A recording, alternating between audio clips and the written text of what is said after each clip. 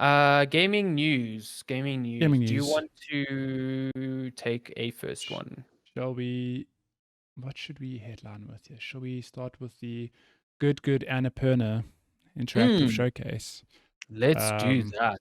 I'm Probably gonna one come of the out. best showcases of the summer. Gonna come out and say Annapurna, best indie publisher with some real good looking games coming out. I mean, Annapurna and Annapurna Devolver does are just like do. not missing. Yeah, Seriously. Annapurna already does, like, they've done a shit ton of great indie games, but this showcase is just like, wow, there's a lot of good stuff coming out. I mean, Yeah, it's good to note that them, just like Devolver, they find good indie teams and then yeah, help them through, publishing and marketing and stuff. So they don't develop the games internally, but they find interesting projects, and just the variety on show during mm. the showcase was just really impressive. So yeah. Should we just fly through Artful this Escape. quickly? Yeah, Yeah. Artful Escape is one of those games that was revealed on Microsoft's stage at E3, like, I don't know, it feels like 3 or 4 years ago now. That everyone was like, "Whoa, what the fuck was that? That was cool." Sort of like a Cuphead where they showed in a sizzle reel, and then everyone's like, "Whoa, hold on, like, come just back. come back to that, What is please." this? Yeah, And it's been away for a long time, so the fact that it's coming out on September 9th, I am super stoked for this. It's got like such a cool art style, such a weird vibe to it. mm. It looks awesome. Like, what is it? I don't know. Looks like a musical game, but I can't tell you what it is. Is it a platformer? Look at this. Is it a I feel like I've taken LSD drugs. trip? Yeah, definitely does look My like an LSD goodness. trip. It's so good. So yeah, I'm happy that it's finally coming out and happy that it's soon. Yeah, I didn't realize it's September 9th. I mean, that's Yeah, like and around the coming corner. to Game Pass, so My that's cool. goodness.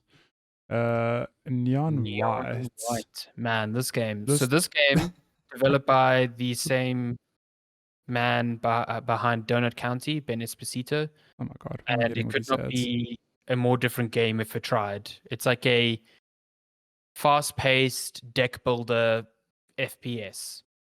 Yeah, It's crazy.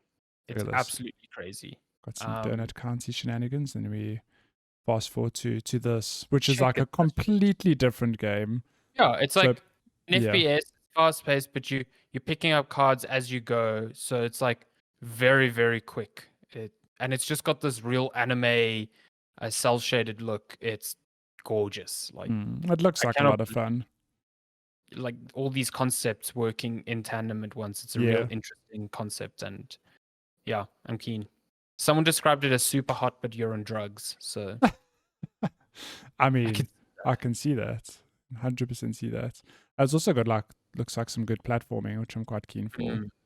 This fast Very, pace, very curious to did play. this So that's coming whoosh. out Switch and PC this winter. So later this year, I assume. Nice. This game on Switch will be hot, I Oh think. my god. Mm. What is this? Outer Loop Games. Let me Oh, actually this is open just a studio thing. uh let me see what this is. So Outer Loop Games. Oh, it's partnering with It's several yeah. developers on the next project. The first of these is Outer Loop Games, the studio behind Falcon Age. Next game The is a next project looks to skateboarding be a game. skateboarding game with a narrative that explores immigrant culture and features parkour movement mechanics. Interesting. Nice. Okay. A Um, Memoir Blue reveal trailer. It's an interactive story that uses a mixture of music, 3D animation, 2D art to tell a story about memory and motherhood. Everyone says this game looks very sad, and I agree. It's going to make me cry. it's gonna make you cry just a few tears. Wah. My god. But Another beautiful game. Look at yeah, that. Yeah. but it just feels like all the games we've seen, they just so distinct. They different. Like, I don't even know what to compare this to. Yeah. Oh man, it's pretty. There we go. Another partnership for Annapurna. They are partnering up with Jessica Mack, who is working on an unannounced music-based adventure game. If you aren't familiar with her work, she worked on Everyday Shooter and, most importantly, Sound Shape, sorry, Mm-hmm. which is a great music and rhythm game. So, Nice. then Storyteller. publisher and storyteller, an upcoming game where you can progress by telling stories. Trailer Nice. showcases how you're given a prompt and need to rearrange the characters in the story to fulfill it and move to the next page. Interesting. That sounds cool. So it's like sounds like a bit of a puzzle game. It Or a reminds me tragedy. almost of there was that game a while back. Oh, what was it called? Hideo Kojima really liked it. But it was basically like every like page had a number of like comic panels, and you had to rearrange the comic panels so that it told a story for you to progress. So like if you rearrange the comic panels and it had your character move into the next panel Yes. and in front of an enemy, then it would be like, okay, well you died, so rearrange it. Yeah. It's like a puzzle game. I can't remember what it was called for the life of me. But yeah, it looks similar to that, and that's cool. So I wasn't laughing at your explanation. I was laughing at what's happening on screen. I'm just watching the trailer now of how they. So for audio listeners, it's basically a page with different frames, almost like a cartoon strip, and you have buttons at the bottom which represent like characters and I suppose themes like love and death, and you Okay. literally just dragging these into frame to like you've said arrange the story, but. So in this example, it has to be a story of tragedy. So in the last frame, they've put the tombstone of a character who this other one doesn't know clearly instead of like, what? I love the little like, wait, why It's am like, I at what? this tombstone? Yeah, it's frame 1, girl. Frame 2, man falls in love with girl. Frame 3, man at tombstone of other random guy. Like, what? That looks cool. I'd be keen to check that Yeah. out. I don't think there's a release date for that, but it's coming to It PC just and says it's Switch. coming on Switch and PC. Solar Ash. This is one we've Oh man, seen a fair bit I'm of now. okay. Yeah. So this is developed by the folks at Heart Machine who developed Hyperlight Drifter before this. Mm-hmm. But this is a 3D action adventure game that looks like it's just got like crazy good movements. Almost look like you're on skis. So yeah, I mean, if you're watching the trailer on the video version of this podcast, it's just like loads of fast movement, moving around. The person's like Big skating, worlds. which Yeah, is it cool. almost looks like skating. It's gorgeous. It's got this real, like, I don't know what to call it. It's just a strange color palette. It's very, very cool. I'm very keen on this game. Let me tell And you. it's out soon, October 26th Yeah. on PS5, PS4, and PC. On skating quickly, what they don't tell you about Ratchet and Clank Rift Apart is that it's got some real good skating. Oh yes, yeah. Just in that terms of one big movements, open, I love the boost, how you have to like get your momentum right with the you gotta like triggers. click it. It's Yeah, so good. it's good. Yeah. Okay. Um, Ivy Road, another yeah, partnership. Annapurna announced a partnership with a studio called Ivy Road, a brand new studio. Oh, brand new studio founded Oh, by Davey Reedon, the creator and designer of The Beginner's Guide and Stanley Parable. Oh my God. Carla Lord. Zimonja, director of Gone Home and writer for Life is Strange 2.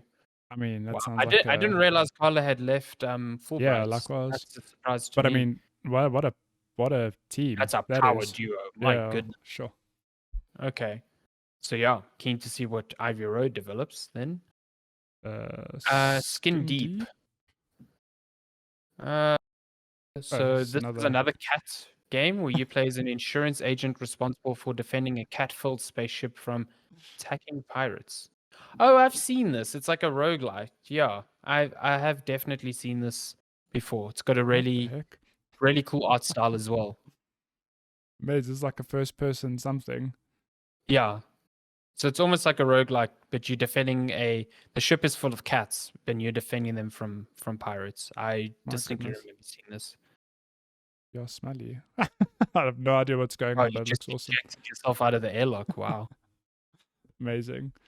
Other cat related announcement was Stray. I'm gonna go ahead and make this full screen for the. Oh my god, I'm getting served cat ads now. Heels. Yeah, Stray was first revealed during the PlayStation reveal, I think, last year. It was part of the PS5 thing. We got like a mood teaser for this game, right? It was just Yes. this is you're a cat in yeah, in like a futuristic world with robot people. And that was Yeah. even just looking at it then like, wow, what an interesting setting. What does this Mm. game actually look like?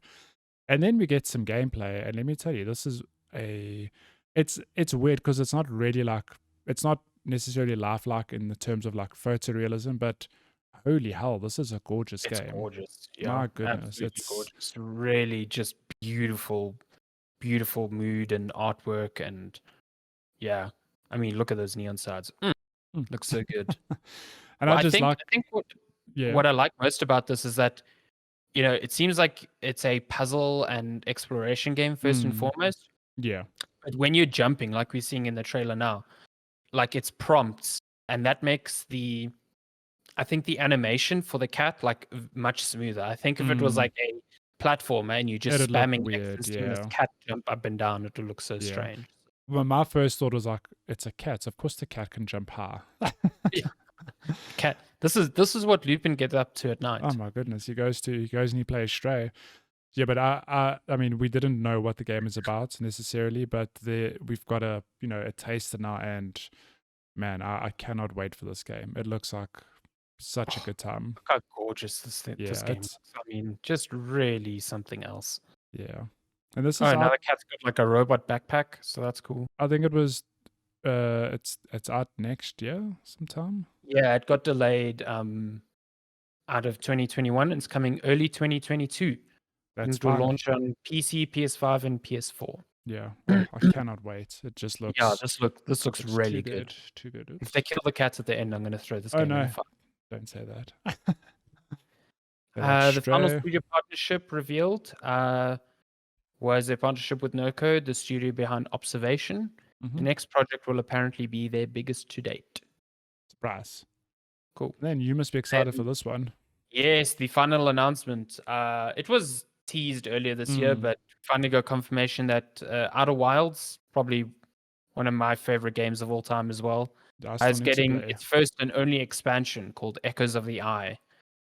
No idea what it's about because the trailer is Super cryptic vague. as Yeah. hell. But it is coming out on September 28th, so that's real soon That's as well. super soon. Yeah.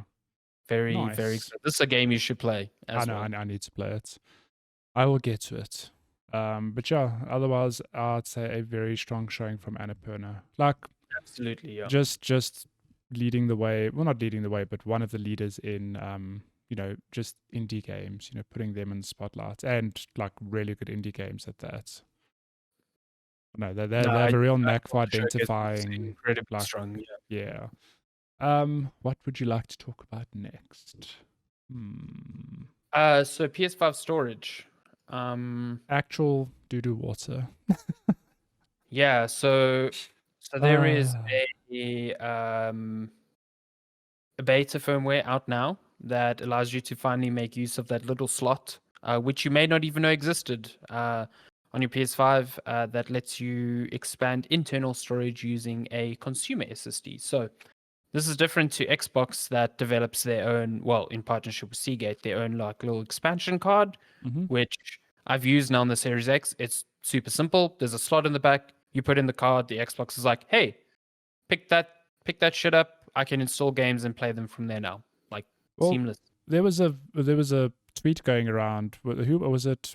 I'm gonna get the name wrong. Is it Tom Tom? Warren Oh, it from is the Tom Second Warren. Show. Okay. Yeah. Who literally did a video of like, here's how to do the Xbox. Slots the card in. Here's how to do the PlayStation, and it's like hard cut to a toolbox. Well, I Which mean, was this is essentially it. So we always knew, that Sony was going a different route. They were like, we will let you use consumer SSDs that meet our spec mm, um, for internal storage. Now, so there's a couple of things that make that a bit more challenging. So, firstly, the SSD that you need needs to be actually slightly faster than what is internally in the PS5 mm, because the PlayStation needs to make provisions for, like the interfacing and compatibility. Yeah, yeah. the interfacing with this hard drive that it doesn't know its architecture, fully. So the second problem that presents is that the custom SSD that's inside the PlayStation 5 is incredibly fast, like Yeah. faster than the Xbox Series X, and at the time when it launched, faster than most commercial ones. Mm, So now the requirement to find a faster one is, firstly, it omits a lot of drives from compatibility straight out the gate. Yeah. And then on top of it, the drives that you do find are incredibly expensive. Yeah. So when Microsoft first announced their expansion card at what $220 for a terabyte, everyone was like, "Whoa, that's like half the price of the console. It's so expensive." Let me tell you, the cheapest one you can find for PS5 is that price, And and it's that's the for, cheapest one you can find. yeah. And that might not even work because right now, because this firmware is in beta, Sony doesn't have an approved list of SSDs. They have a full spec sheet down to your length, width, and breadth of the SSD, the include whether it has a heatsink or not, because they need a heatsink. So you need to actually measure the heatsink and make sure it fits. It needs to have a certain speed rating. It needs to interface over a certain. It has to interface over a certain number of lanes. So this is like seriously like fucking, you know, this is beyond even building your own PC knowledge because you can very easily buy a $200+ terabyte hard drive and this thing just straight up doesn't work. Yeah. And then on top of it, Sony says that even drives that meet all of these specifications might not work for unforeseen reasons, and that they take no responsibility for that. Yeah. They Which are is, seriously passing the buck to the consumer here and being like, yeah, try it's your luck, not a, homies, because we don't know, especially during this beta period. And I personally think, people are downplaying it. They're like, oh, what's so hard about taking out two screws and putting this thing in? That's not the point. The point is, like, firstly, how many people even know the support exists? Because no. you have to take off a side panel of your console to put this thing in. So, firstly, I can already tell you off the top of my head a bunch of people I know who will not do that. Um, and then expecting most people to understand all these parameters. A lot of people are going to they're going to go into Amazon or they're going to go into Takealot or whatever and be like, cool, PS5 SSD. NVMe SSD or Gen 4 NVMe SSD. And I tell you now, there's going to be a lot of product descriptions that say compatible with Oh PS5. yeah. Going to be, because there's a lot of that for cables. Like I've bought so many cables for Oculus Rift forever that is like, yeah, this supports Oculus Link, and it doesn't. Like, it straight up doesn't. Yeah. So this is a fucking minefield. And until Sony puts out their own approved list, I do not recommend anyone buy any SSDs for this thing. I just Yeah, I I was think gonna it's say too it's weird right it's now. gonna open up this I mean, not even a niche, but there's gonna be a huge demand now for reviews and videos on which hard drives have been tested and worked. And like even if I mean, if Sony comes out with an approved list, like that's cool. But until then, you are gonna go to like say, a tech channel and be like, well, what do they say? They've actually tested Mm. it, because the package says it's compatible, but does it actually work? Even like you've pointed out, Sony said, well, it could be compatible, but it still might not work for unforeseen circumstances. Yeah. Like, they Like, literally say in this thing, like, even if your SSD checks all these boxes, it may not work.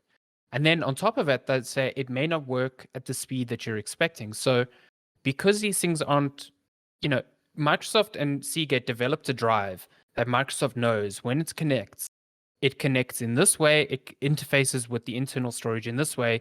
They know exactly how to control that entire pipeline. With Sony, already you're being told get a faster one because you might end up losing speed just in the way that the console and this thing talk to each other. yeah, And then on top of it, you might have instances where games end up loading slower. So how does that then work? And this is said on their page. You might not get the same performance as the internal drive, even though you're able to play games off of this thing. So yeah, then how does that work with games where developers are now going, well, we expect this speed from the internal drive, but if they're playing it off this supported, expansion drive, we have to facilitate that. yeah, So it takes the sting out of the PlayStation has a faster SSD, so games can be developed in a way that they can't be on Xbox, because now you have this completely unforeseen component in there that has to be catered for. exactly. Listen, this is the problem on PC. You have Yeah, so many different configurations that brought you games on don't console work now. the way they expect to. I do not understand why Sony went this route. Like, I get I don't it. know. Proprietary storage sucks. Like, it really does. But when you're talking about developing games that have to meet a certain spec, a certain SSD speed. There's no way around that. Otherwise, you end up with this situation which is more PC-like than console. And I bet you a lot of people are not going to like even bother with this. No. Um, I can tell you now, I wouldn't. I know my PlayStation's got like 800 gigs, whatever. I'll just uninstall stuff. Like it's I'd rather do that than have the convenience of just adding another drive. I wouldn't be shocked that if we will get some mid-gen refresh of these consoles. I'm almost certain. And I wouldn't be shocked if Microsoft comes out with a controller that has adaptive triggers, and Sony comes out with a way to chip. a proprietary storage. Like, Yeah. hey, you can still use consumer chips, but we added this port on the back for an SSD we make. I guarantee you Put that's money going on it. yeah. Well, if you are listening, UFD Tech, we need videos on on you testing out these chips Brett, and PS5s, please. we need a whole breakdown of which SSDs work and which don't, and different loading times on all of them. We will link you. I will pay you nothing because I have no money, but I'll give you a hug if you ever visit again. Amazing. Deal of a lifetime. I mean, my hugs are world renowned. Oh, wow. Not in COVID, they're not. Yeah, that's true. It's true. Your hugs are worthless in this pandemic.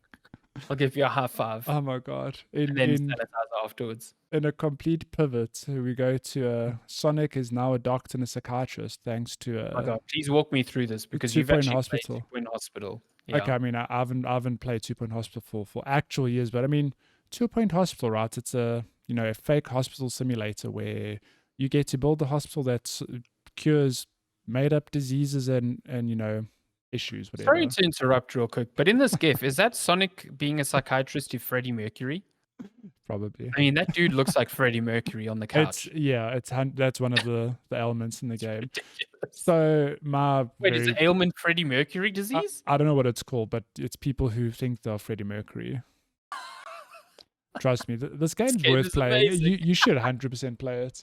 But I guess this is an update or a DLC or something. But it introduces Sonic and a whole cast of characters from Sonic games as, staff in 2 Point Hospital. So, like we've mentioned in this GIF, we've got Sonic who's sitting on the psychiatrist chair solving this Freddie Mercury ailment. So, yeah, we've got Knuckles. I mean, not Knuckles, Tails in reception. We've got Knuckles actually sweeping up the floor there as a janitor. So yes, the real respect Sega has for Knuckles. It's so good. I love that this exists. I love the decorations. I mean, you've got golden rings like there. You've got Sega machines. We've got some sunflowers from the game as well. It's so absurd. Amazing. I love it. I love how absurd this is. It's fantastic. It's free. It's a free DLC. Yeah. Amazing. Yeah. At least you'll know you get the speediest service. Oh, will you? Will you get the faster service? The Playdate, which is a console you could probably tell me more about. But if you don't know, the Playdate it basically looks like a modern day Game Boy, except it's got a crank. Which will translate into some... then you should look at the Playdate pitch video because it is a fantastic video that kind of really makes a good case for this little console. It's for all intents and purposes, though, it is a modern day retro console. Yes, which looks real nice. I love the design. I love the way it looks. I guess we'll see. I love that it's yellow. I guess we'll see what the games look like though when when it actually launches. So you say it's a retro console, but it's not like it doesn't play Nintendo games. Oh no, yeah, sorry. It's like what I mean is it's just a modern day retro console with its own, retro designed games in it, I guess. When I say retro, I mean like the fact that the games are literally black and white. I suppose somewhat simplistic. And it's when you buy it, you don't know what games actually come with it. It's going to have a season of games. So that season is going to last 12 weeks, and every week you get 2 games. And a lot of them are from like well-renowned developers. I know there's a South African developer that's worked on one. I don't know who it is. Oh wow! Because I just see South Africa mentioned on the map of games, and I don't know. Nice. If I had to guess, I would guess Free Lives, but I don't know. Probably, yeah. Don't Um, actually know. Lucas Pope, developer of Papers, Please and Obra Dinn, is making a game for Playdate. This is the console he's been waiting for. I mean, Obra Dinn was like made for this console. It was the proof of concept for this console. Exactly. So yeah, I mean, when you have names like that, developing for a console where the games are exclusive, that's cool. You know, I get it. It's a little niche thing. It's also expensive. It's like $180 for this thing. So it's cool though. I'm glad that they sold I mean, it their sold initial allocation. 20,000 units in 20 minutes, which is Yeah, so they are taking orders for production, so it will never sell out. yeah, It just means that if you buy it now, you might only get it next year as opposed to release later this year. yeah. So yeah, I ordered one. I'm very keen to give it a go. Nice. We'll get your full review. This is the headline of the week, I'd say. Dr. Mario World mobile game. Oh, sorry. Nintendo gives Dr. Mario mobile game just 3 months to live. I mean, rip Mario. A tip of the hat to that headline on Polygon, so courtesy good. of I can't read it on Discord. Michael McWhirter? McWhirter? Oh yeah, Michael McWhirter. Yeah, phenomenal headline. Just A+ Great. shit right there. So I've never played Dr. Mario World on mobile, but I know it was met with some criticism, I think. Yeah, a lot of you know, the same sort of things as a lot of Nintendo games on mobile. Yeah.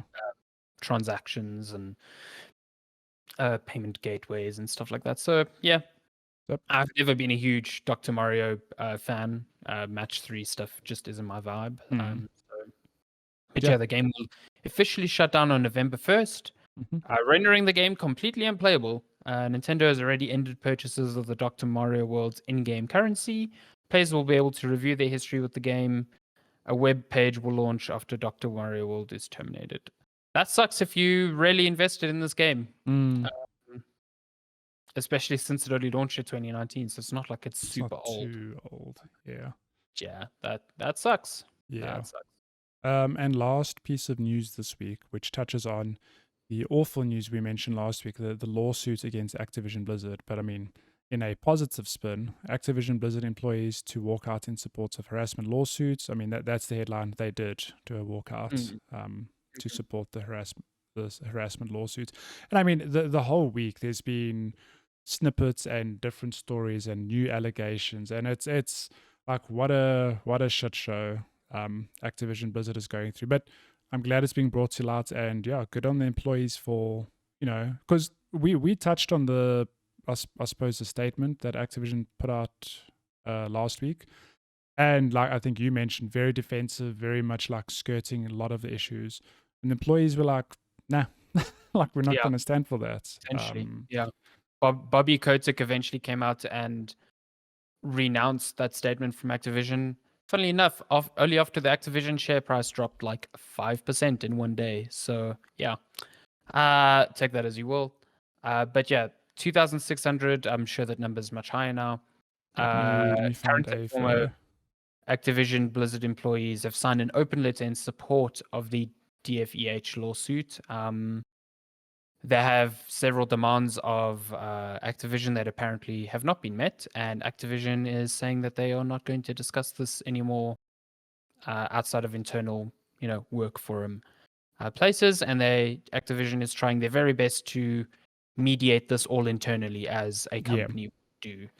I saw earlier this week that they had apparently hired a law firm to handle this, and that law firm was famous for fighting against unionization of Amazon workers. So fucking Nice. A+ job there, Activision. Yep.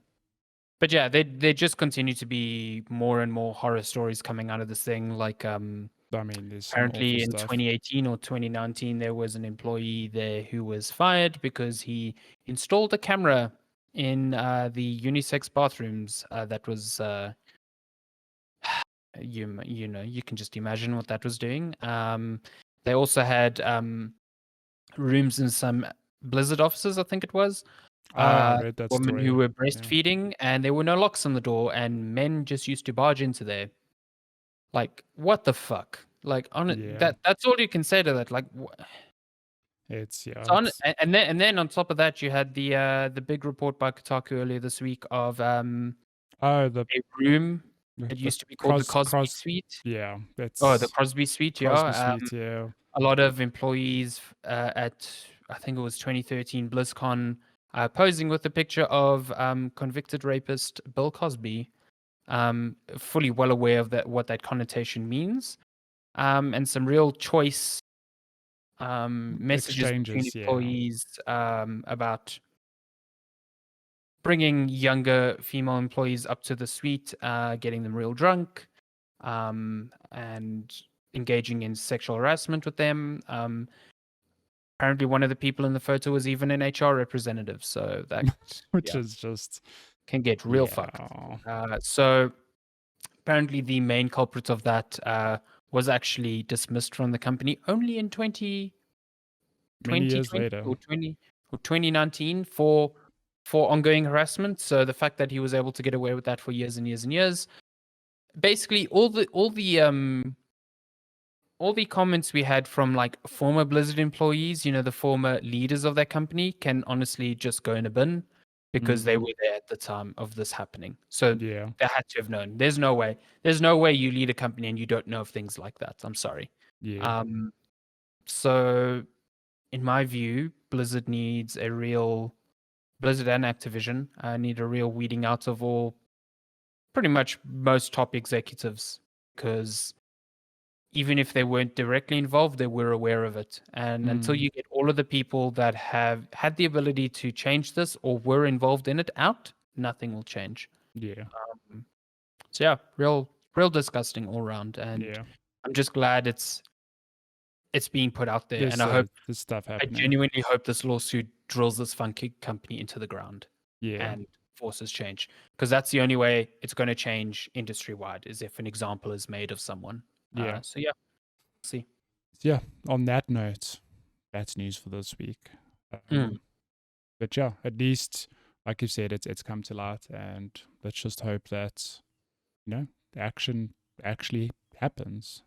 yeah, that's all we can hope for.